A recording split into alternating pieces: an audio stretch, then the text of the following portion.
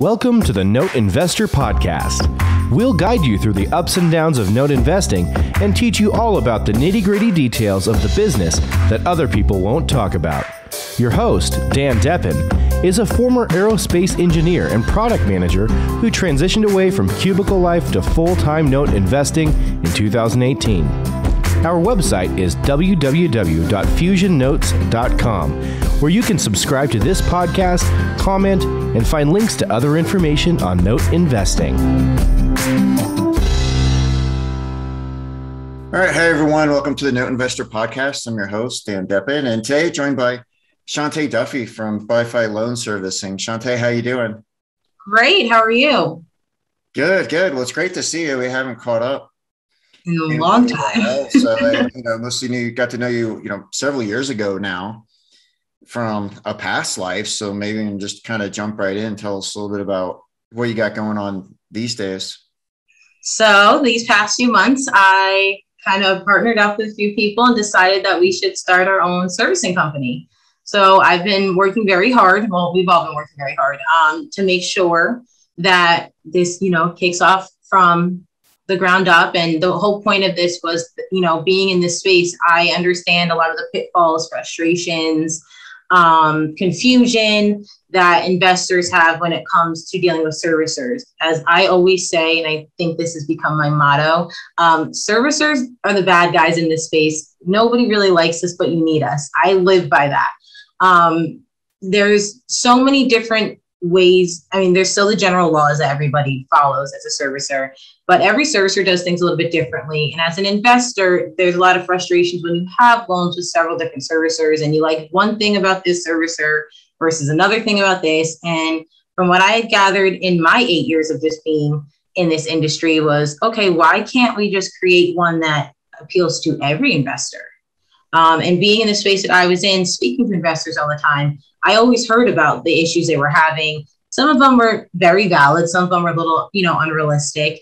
But taking all that information in and realizing that, okay, where are the pitfalls? Where are people unhappy? How do I create something that works for the masses of investors? And it, works for both sides, where a servicer keeps you, in compliance versus the investor. We want you guys to really focus on your investing. I don't want you doing my job. That's my job.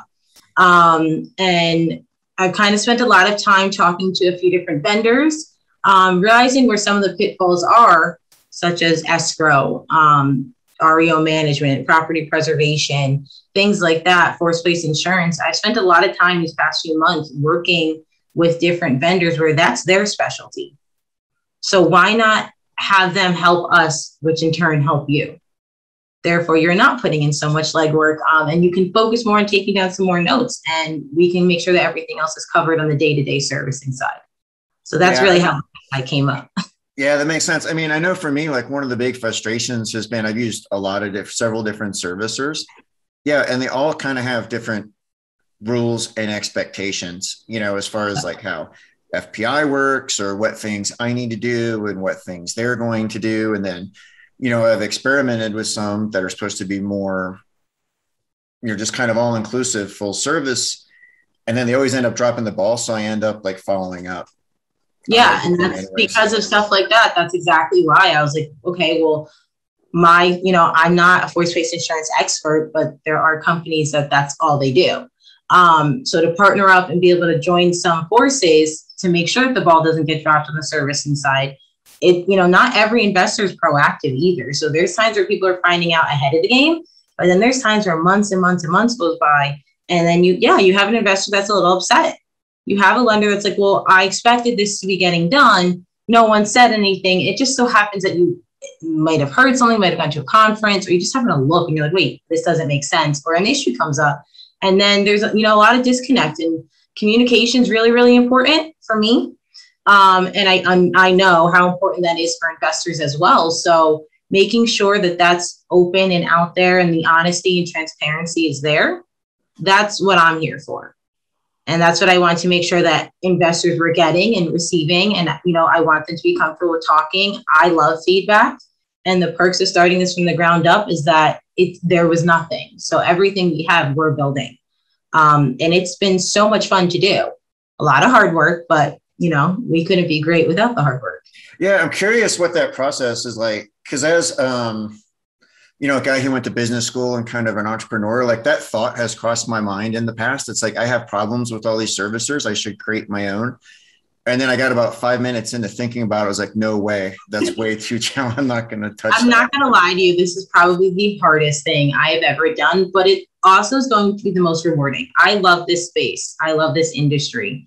It's different. Again, I knew nothing about the space until I decided to just, hey, I need to go back to work after having my child, and kind of just start as an admin assistant and work my way up. And getting to meet everybody and talk to everybody, I've thought about it. And then there's that hesitation, that fear. It's definitely challenging, but I personally feel like it is totally worth it. Mm-hmm. I want people to be comfortable. I want you guys to keep investing. I want that. I don't want people, I've watched people get discouraged just because they've had a bad experience with a servicer. And granted, everybody makes mistakes. It's just about, righting the wrongs and making sure, again, communication.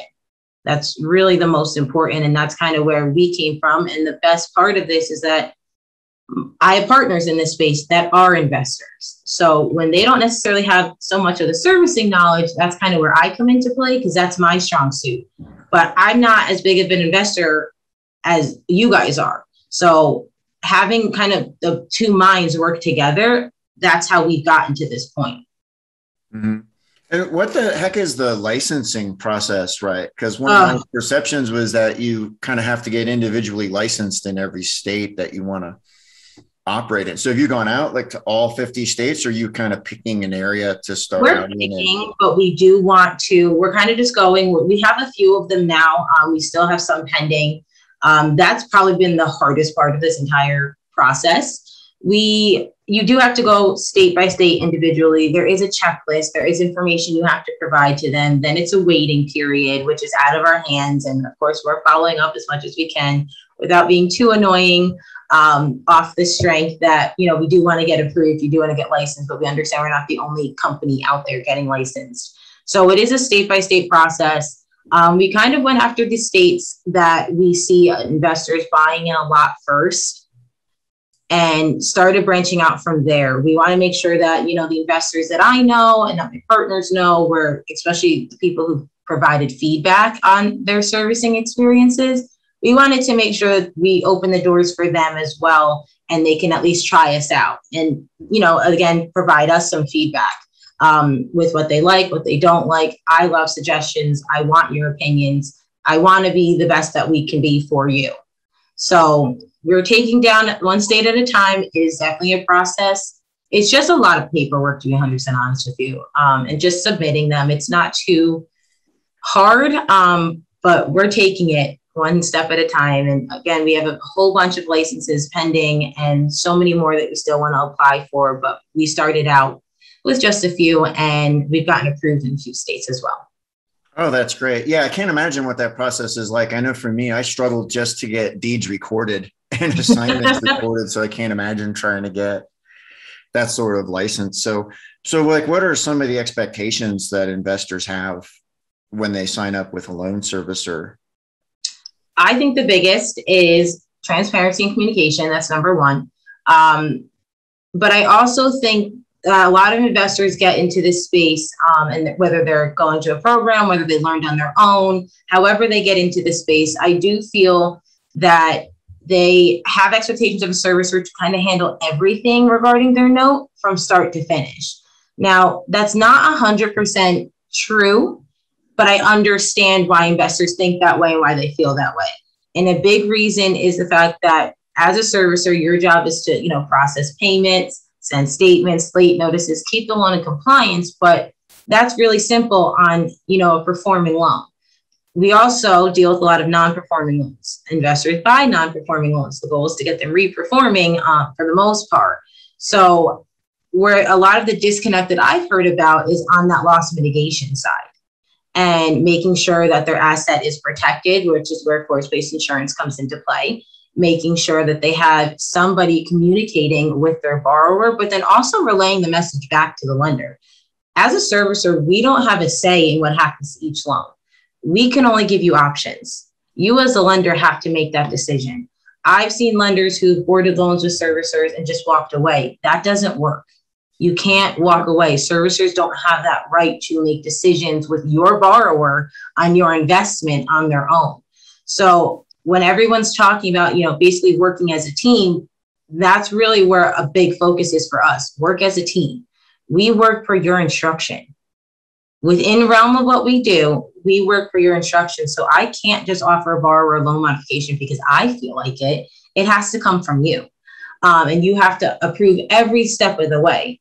I know that there's been challenges with, just loss mitigation. Again, you're dealing with people when it comes to, homeowners and their needs and what's going on and their hardships. So that communication is very, very important. And as an investor, you should want to know what that is without having to actually do the communicating.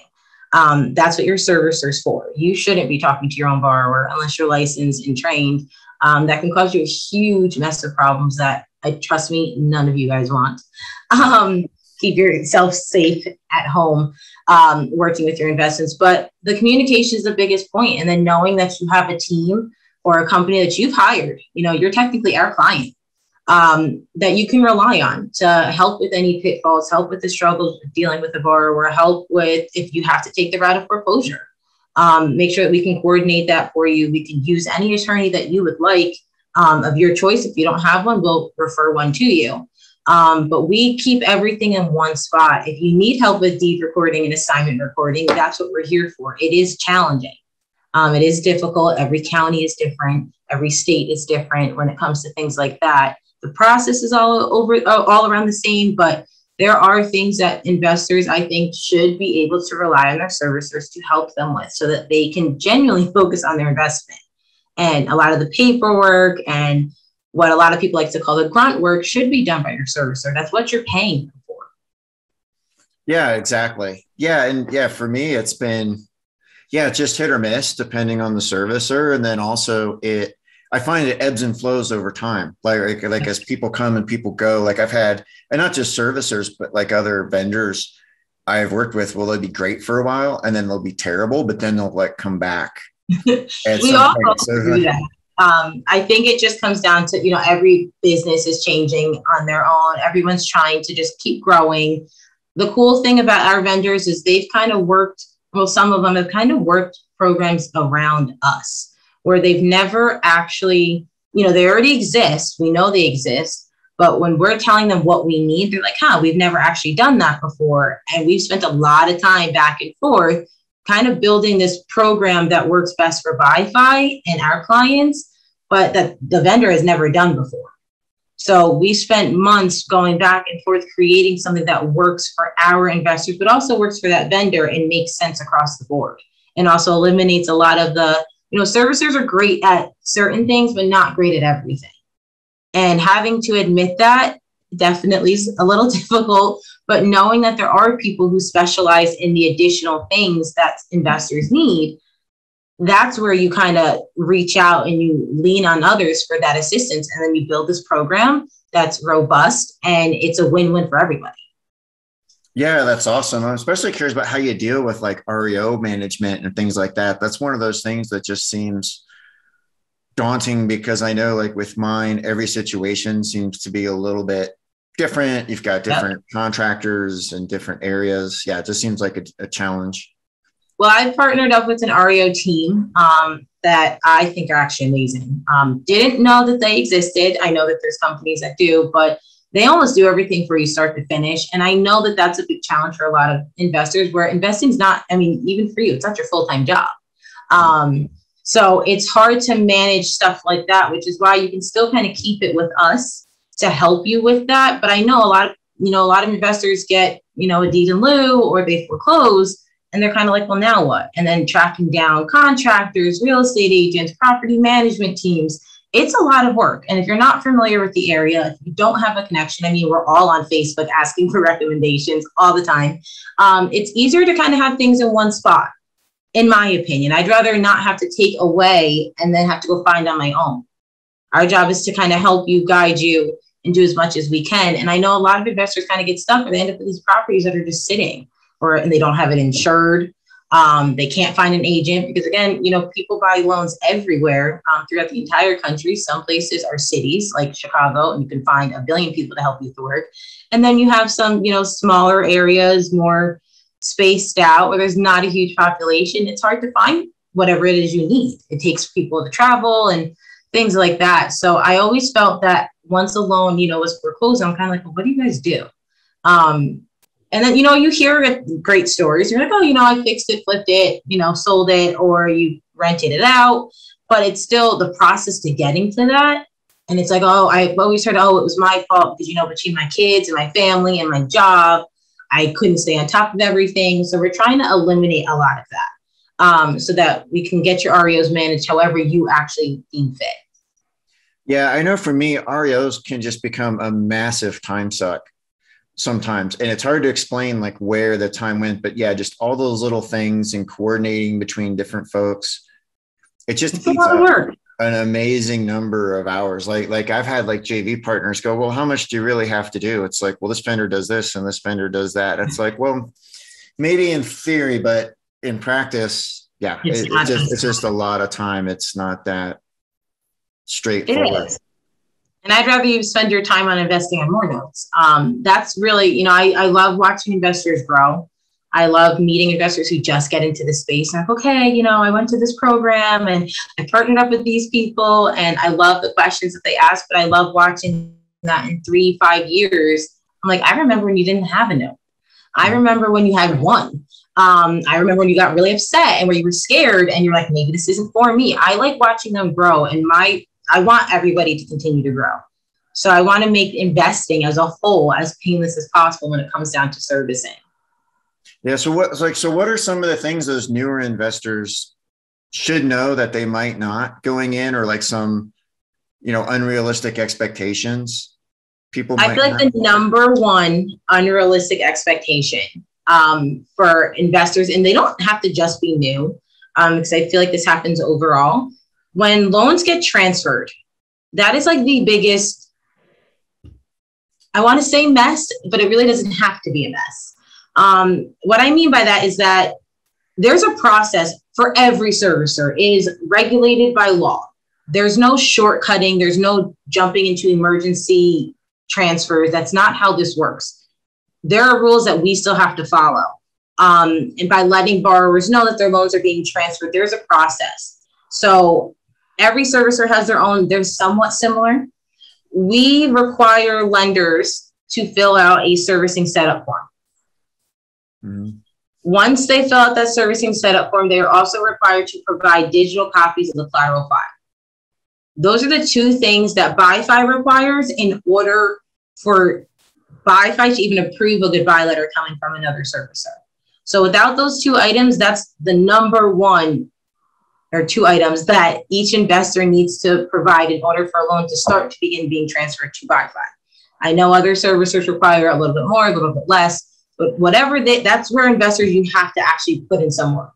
That's probably the most work you'll actually put in other than communicating and making a decision on your own assets. So getting that information is always the hardest, but then it also takes each servicer their own time to close out the loan to begin the transfer process on their end. Most servicers, you have to have your invoices all paid up to date. So if you owe them money, they're not going to start the transfer. Without that information, so without the setup form and the collateral, I will not approve a goodbye letter from another servicer. That's just out of the gate, rule of thumb. It clears up any, transfer issues at that point. The lender, you start this off. And then you have the servicer begin their transfer process. That takes at least 15 days. And that's like at the very, very minimal. It usually takes at least 20. It takes a few days for the old servicer to draft up the goodbye letter, send it to me for approval. Then they mail it out. They provide their preliminary data. There's 15 days minimum from the date that goodbye letter goes out to a borrower to the transfer date. Minimum. It can be more. A lot of times it is more. Most servicers don't work on the weekends. We don't. So I won't be able to transfer something on a Saturday. So on the transfer date, we'll get the final data, update whatever we have. But that process, as much as you think it's just sitting, there's a lot of things going on behind the scenes here to make sure that your loan is set up properly with escrow. If you need a forced place insurance, if you want us to, verify your collateral, do some due diligence on that, collateral review more so. There's a lot more going on behind the scenes that as investors, you're kind of like, hey, it's been like 2 weeks. What's been going on? It's everything to get your loan successfully boarded in the system correctly. So that when that loan is boarded and when we start talking to that borrower, even if it's just an introduction, everything's done. The first thing we want to do when that loan is boarded, you'll be notified, you'll get an email, hey, your loan's been boarded. At that point, your asset manager is going to sit and talk to you. They're going to introduce themselves. They're going to get to know you. I am a firm believer that building a rapport with our clients is very, very, very important. I need everybody to know that you can come to us with any questions, no matter how outrageous you might think they are. I know a lot of people are afraid to ask. Just ask. It's not going to hurt to ask. The worst thing I can probably tell you is, hey, this isn't going to work but I want you to build that relationship, build that rapport. This is still a business relationship at the end of the day, and it doesn't work if we don't communicate. So that transfer process, I know that a lot of people, it shouldn't take this long. There's valid reason as to why. I wish it didn't take as long either, but to do things correctly, you need that time. And yeah, so that's as I say, I know for me, when I started, I was used to trading like stocks and options where you do something and it's instant. And so, when I started out, that took me a little while to get used to the fact that transfers take time, and really not just within notes, but just kind of everything within real estate. It's not like buying a stock on Robinhood or, buying crypto or something where it's instantaneous. Yeah, these things take time. And I know I've had funding partners who have funded deals, and then I close, and then the next day they're like, all right, what's going on? Where are we going? Or what's happening? And it's like, well, no, it's going to take, we got to get this thing transferred. There's a lot of stuff that needs to happen before we even start. It definitely, patience during that transfer time is very important. It doesn't mean don't ask questions. I'd rather you understand the process start to finish as to what your servicer is actually doing to justify and to make it make sense realistically as to what's going on. But once you do a few of them, you understand it, right? It starts to make sense a little bit more, and you're like, okay. And it goes through processes. It goes through many different departments just to review and to make sure everything is set up and ready to go. Yeah. One of the things I like about these deals is they're kind of rinse and repeat, right? There's a big learning curve on the front end, but then once you get that down, it becomes easier to do another one and another one and then another one. And then you begin to trust who you're working with. The process naturally doesn't change. There's still the bare minimum process that has to get done across the board, no matter what servicer you use. So there's still that process. I know everybody works a little bit differently. I've worked with many servicers in the past 8 years, but I think everybody, every servicer has their strong points, but we all genuinely process the same way. Right, because you're all following the same laws and the same we have to guidance. So cool. Well, it's probably a good stopping point. Shante, thanks so much for coming on. It's really great to catch up with you and learn what's going on with BIFI. So how can folks get a hold of you and get a hold of you? So they can email me at servicing@bifils.com or newsletter@bifils.com, where you guys will be updated with our licensing and things like that. But if you also go to www.bifils.com, you can set yourself up for the newsletter, and then you'll get promptly emailed to set your entity up with me. If you're interested in having loans being serviced by BIFI, we're opening up our doors in October for investors. And the best thing to do is get set up earlier. It doesn't cost you anything but your time. The paperwork's all there. You can fill it out electronically, except for the power of attorney, because that has to get notarized. But everything else you can fill out electronically, not instantly come into me, so that when we open our doors, you're ready to start boarding some loans. So I always tell everybody, don't wait, don't delay. Even if you don't have loans to board in October, November, if you want to wait till next March, that is okay. But as long as you were set up, that's one step down. Mm-hmm. So the only thing you actually have to worry about is getting your loans over. So please go sign up, set up with us. You'll be notified that you're set up and successfully move forward from there. All right. That's awesome. Well, thanks again. Really appreciate it. Thank you.